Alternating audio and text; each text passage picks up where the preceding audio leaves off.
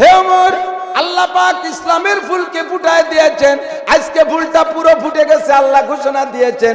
আমার সন্দেহ আছে আয়াতের ভিতরে আল্লাহ পাক নবী পাককে আমাদের থেকে তুলে নিয়ে যাবেন। নবী পাকের নবুয়তের ফুল ফুটা শেষ হয়ে গেছে, এখন পাপড়ি জড়া শুরু হবে। সম্ভবত আয়াতের মধ্যে নবী পাকের মরণের সিগন্যাল আসছে। ওমর যেমন আগে খুশি ছিলেন, খবর শুনে এবার উল্টো কান্না শুরু করছে। লম্বা একটা মানুষ, অধিকাংশ লম্বা মানুষ একটু মুখ কাওয়ায়, আর মিছে বলে কুল্লু তবিলিন আহমাকু ইল্লাল ওমর। অধিকাংশ বা বেশিরভাগ এই কলব দুটো মিলে যায়। তা লম্বা মানুষের এই গাল লম্বা আর কারণে কলবের মাথা বেশি দূরে যেন বুঝিয়ে দেরি যায়, সে আবাক খুঁজিয়ে ওঠে। আর বাইরে মানুষের মাথা আর কলব কাছাকাছি মাটির তলতে বুদ্ধি চালে, ওকে সাথে বাইরে উঠা যায় না। কিন্তু হযরত ওমর লম্বা বলিয়ে বোকা না, তবে মাঝে মাঝে এইরকম দুই মুখী বুঝ বসতেন। কখনো এই কেমন বোকা হয়ে গেছে। একদিন আইসে হুজুরের কাছে ফেলায় কাঁদতেছে, উলাবানের মতো। কেন কেন হুজুরকে কি হয়েছে, এত ভয় কেন? আমার মনে হচ্ছে কি যে আল্লাহ হাসরের মাঠে সব মানুষকে যদি বলে সবাই বেহেশতে যাবা, সবাই বেহেশতে যাবা, শুধু একজন মানুষ দোজখে যাবে, হুজুর আমার ভয় দিচ্ছে, মনে হয় সেই মানুষটা আমি। হুজুরকে লা তাহজান ওয়ালা তাখাফ, ভয় পেও না, টেনশন করো না।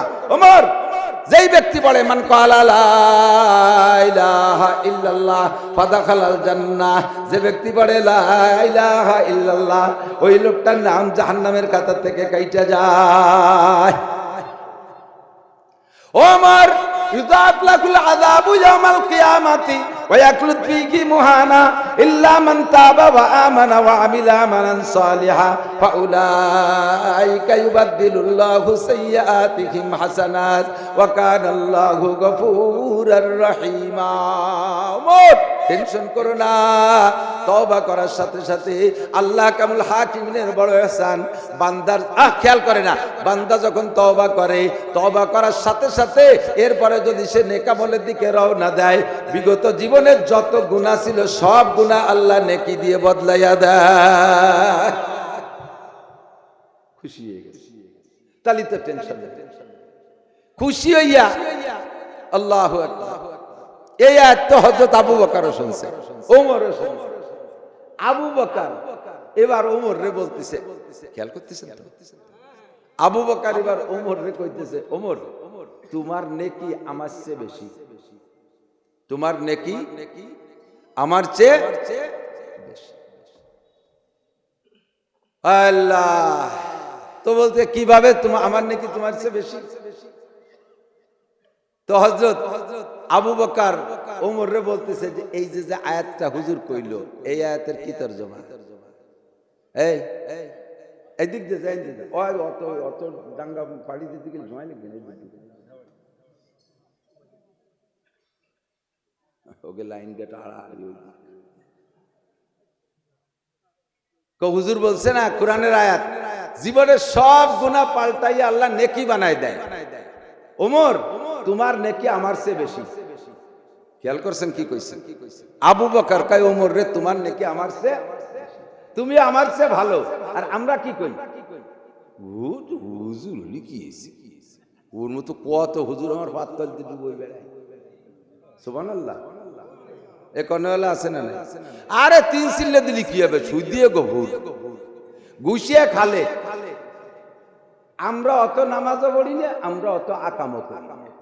তুমি নামাজ না পড়িয়ে যে আকামটা করে তুইছো, এ মাপ্পা কি দিয়ে, এ সমাধান কি দিয়ে হবে? আমাদের চাইতে ভালো কেউ নেই। আমাদের প্রত্যেকটা মানুষের এই স্বভাব। শেখ সাদি রহমতুল্লাহ ফার্সিতে বলে, হামাকাসরা আকলে খুতবা কামাল নুবায়াত অফরজন্দে খুতবা জামাল।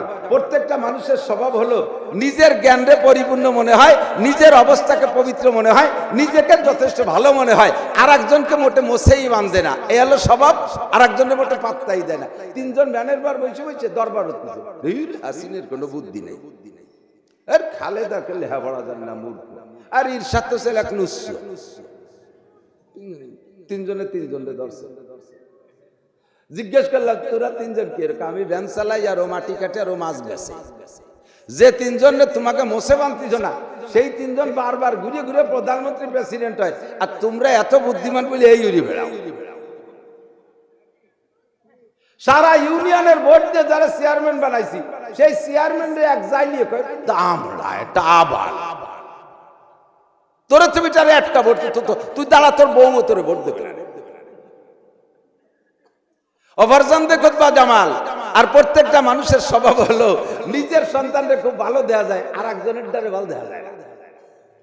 পাশের একটা ছেলে একেবারে চোষে কাটা নাক, গ্রাম্য বাংলায় কয়, টিয়ের ঠোঁটের মতো নাক, ডালিমি দানার মতো সাজানো দাঁতগুলো কদুরবুলির মতো সাদা, চোখ দুটো হরিণীর মতো ভাষা, কান দুটো খরগোশের মতো খাড়া, মাথাটা একেবারে সুন্দর, এরপরে গাল ভরা গোশ, হাতের বাহুটা একেবারে বেলনের মতো, আঙ্গুলগুলো সরু সরু, একেবারে কাঁচা হলুদের মতো চেহারা, এই কানের লতিটা একটু বেহা। আর একজনের যে দেখতেছে তার ছেলের না কি নাই, ঠোঁট ফাড়া, দাঁত তিন মাড়িতি, নাক দিয়ে সিএন বার হয়ে দাঁতের মধ্যে ফ্যাট দিয়ে বেরিয়ে যাচ্ছে, কান দিয়ে পুষ বেরোয়, তাকায় উত্তর দিক দেখে দক্ষিণ দিক, আটা যা রাস্তা দিয়ে চলে যায় খালের মধ্যে, মাথা সাইকেলের সিঁড়ির মতো তিন কোনা, গলা শূন্য, ভাষায় গোস্ত নাই, পেটটা জন্ডিজির মতো এরকম ভুলা, ওইটার মধ্যে শোনালো কুর আমার পাখি। আর ওই ছেলেটার দেখো কেমন দেয়া যায়, কানটা কিরম, কানটা একটু বেহা। যদি আল্লাহ তাআলা মানুষকে এই স্বভাব না দিত যে নিজের দ্বারা ভালো দেওয়া যায়, প্রত্যেকটা প্রাণীরে এই স্বভাব না দিত, তাহলে ছাগলে তার কালা কালা বাচ্চা ফাড়ায় মেরি ফেলাই দিত। কুত্তর যে সাদা সাদা বাচ্চা, তাকে নিয়ে দুধ খাওয়া। সাহাবায়ে কিরামদের স্বভাব ছেলের উল্টো। সাহাবায়ে কিরামদের স্বভাব আমি ভালো না তুমি ভালো, আমি ভালো না তুমি ভালো। আল্লাহ সেই ফেল ফেলে লম্বা মানুষটারে বুকার মতো জন কান্দে, তারে সান্ত্বনা দিয়ে হুজুর যে আয়াত শুনাই দিলেন, এই আয়াত ধরে হযরত আবু বকর ওমর রে কইতেছে, ওমর তোমার নেকি আমার চেয়ে বেশি, তুমি আমার চেয়ে ভালো। হযরত ওমর কয়, ভাইজান কি কোন, যা কোন আর না কোন এই পাগলামি কথা কই কেন? আপনি কোথার আবু বকর আর আমি কোন ডাস্টবিনের ওমর? আমি আপনার চেয়ে ভালো, এর দলিল কি? তো হযরত আবু বকর বললেন, এই যে একটু আগে হুজুর কইল না তোমারে, ইদাফ লাহুল আযাবু ইয়াওমাল কিয়ামাতি ওয়া ইয়াখলুদ ফীহি মুহানা ইল্লা মান তাবা ওয়া আমানা ওয়া আমিলা আমালান সালিহা ফাউলাইকা ইউবাদদিলুল্লাহু সাইয়্যাতিহিম হাসানাত। হে আমার বান্দা যখন গুনাহ থেকে তওবা করে আর সামনে নেক আমলের জন্য প্রস্তুতি নিয়ে রওনা দেয়, আর সাধ্য অনুযায়ী নেক আমল করে, আগের গুনাহগুলো পুনরায় আর কখনো না করে। ফাঁকে একটা কথা কয়ে যায়, আপনি বহুবার তওবা করেছেন গুনাহ থেকে, আপনার তওবা কবুল হয়েছে কি হয় নাই আপনি টের পান নাই।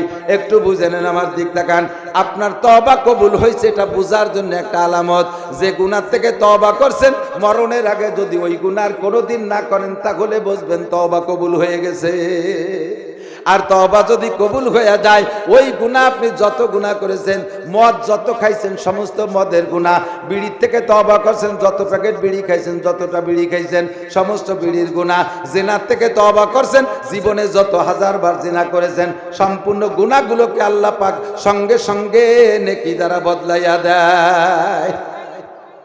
এ ওমর, এই দৃষ্টিকোণ থেকে তুমিও কাফের ছিলে এক সময়, আমিও কাফের ছিলাম এক সময়। ওমর, কাফের থাকাকালে আমি তোমার মতো অত ফাজিল ছিলাম না, তোমার মতো অত আকাম আমি করি নাই। তুমি যা করছো ওর কোনার কোনা আমি করি নাই। তুমি এই জায়গায় এক লাফে আগায় চলে গেছো। আমি যদি কাফের থাকাকালে একটু বেশি বেশি গুনাহ করতাম, তওবা করার সাথে সাথে যে বেশি গুনাহগুলো বেশি নেকি হতো। তুমি কাফের থাকাকালে বেশি গুনাহ করছো, তওবার পরে তোমার চেয়ে বেশি গুনাহগুলো বেশি নেকি হয়ে গেছে। এই দিক দিয়ে তুমি আমার চেয়ে অনেক আগাই গেছো। তখন ওমর ধরা পড়ে গেছে, কোরআন শরীফের দলিল যে কইছে। হযরত ওমর বলতেছে, ভাইজান আমার কাছে দলিল পড়ছে না, আমি অত করতে পারবো না। আমার একটা ছোট্ট কথা, তাহলে আমার তো নেকি বেশি, আপনি তো কইতেছেন, তা আমার সারা জিন্দেগির এই বেশি নেকি আপনারে দিয়ে দেবো, একটু অদল বদল হরি, একটু পাল্টা পাল্টি হরি। আমার সারা জীবনের বেশি নেকি যা আপনার সয়ে পড়ছে সব আপনারে দিয়ে দেবো, আপনার এক রাত্রির নেকি আমারে দেবেন দেবেন দেবেন। হযরত আবু বকরকে রাজকুন্ডা কয় যে রাত্রে হিজরতের রাত্রে নবী আলাইহিস সালামকে নিয়ে কাফেরদের বেষ্টনী ভেদ করে নবীকে কাঁধে করে বেরিয়ে আসছিলেন, অথবা যেই রাত্রে গুহার মধ্যে আপনি ছিলেন আর আপনার পায়ে সাপে কামড়াইছে আর আপনি সেই সাপের বিষয়ে অজ্ঞান হয়ে গেছেন, তবু নবী পাকের ঘুম ভাঙ্গায় নবীকে কষ্ট দেন নাই, সেই অবস্থায় সহ্য করেছিলেন, এর একটা রাতের নেকি দিলে হবে। আর আমার সারা জীবনের বেশি নেকি তো আপনার সয়ে পড়ছে, ও সব দিয়ে দেবে। তো হযরত আবু বকর কয় তারা তুই হুজুর কাছে শুনি নি, ওরা এবার কতদূর নেকি হয়েছে তা তো আমি জানি না। শেষে হিন্দে পাল্টা ফুলটা যদি ঠকি গেছে যাইয়া খুশিতে করতে, হুজুর একটা গনিমত সুযোগ পাইছি, ওমরের যে সারা জীবনের যে নেকি, আগের পাল্টানো নেকি পরে অরিজিনাল নেকি, এই সব দিয়ে আমারে দিয়ে দেবে, আমার এক রাতের নেকি চাই, দেবো নাকি হুজুর পাল্টাবো? হুজুরকে রাত কোনটা? তো হযরত আবু বকর বলছে এই 2-3 রাতের এক রাত চাইছে উনি। তো হুজুর বলেন দুইজনই আমার শ্বশুর, আমি তো একজনের ঠকাবো একজনের জিতে পারবো এত আমি করতে পারবো না, সেটা আপনাদের ব্যাপার। তা আপনার ওই রাত্রে কি পরিমাণ নেকি হয়েছে আমি তাই কয়ে দিছি, এরপরে পাল্টাপাল্টির দায়িত্ব আপনার কাছে। জি হুজুর কন্তি ওই রাত্রে কটটুক নেকি হয়েছে? যে রাত্রে আপনি আমারে রানের পর মাথা রাখি আপনি আমার ঘুমানোর সুযোগ দিয়েছিলেন আর আপনার পায়ে সাপে কাটছিল ওই রাত, আর যে রাত আপনাকে এইভাবে আপনি আমাকে কাঁধে করে নিয়ে কাফেরদের বেষ্টন ভেদ করে গিয়েছিলেন, এর যে কোনো একটা রাতের নেকি এত নেকি খালি ওমর না, ওমরের থেকে নিয়ে কিয়ামত পর্যন্ত যত মুমিন মুসলমান যত নেকি করবে সবার নেকি এক পাল্লায় দিলে আপনার ওই এক রাতের নেকি সমান হবে না। আর পাল্টাবেন না পাল্টাবেন 200 বুঝে গেছেন। হযরত আবু বকর না ভাই পাল্টাপাল্টি হবে না, যে জিহানে ছিল সেই জায়গায় যাও। আল্লাহু আকবার। এই আবু বকরকে আল্লাহ কি মারেফত দিয়েছে, একই আয়াতের থেকে ওমর খুশিতে লাফায় আর সেই আয়াতের থেকে আবু বকর কান্দে। এই আয়াত শুনে আবু বকর কান্দে আর ওমর খুশিতে লাফায়। যখন আবু বকর ভেদটা বলে দিয়েছে, যখন আবু বকর এই ভেদটা ওমরকে বলে দিয়েছে, ওমরও কান্না শুরু করছে। আয়াতের মেসদাক যদি আবু বকর বুঝে থাকে যে আল-ইয়াউমা আকমালতু লাকুম দীনাকুম ওয়া আতমামতু আলাইকুম নি'মাতি, এর তরজমা যদি হয় যে রাসূলের হায়াত শেষ, আবু বকর যদি বোঝে তাহলে রাসূল বোঝে নাই, নবী বোঝে নাই? নবী পাক বুঝা এবার উটের পিঠে বসে 1.5 লক্ষ সাহাবাকে সামনে করে দিয়ে বলতেছেন তারাকতু ফীকুম আমরাইন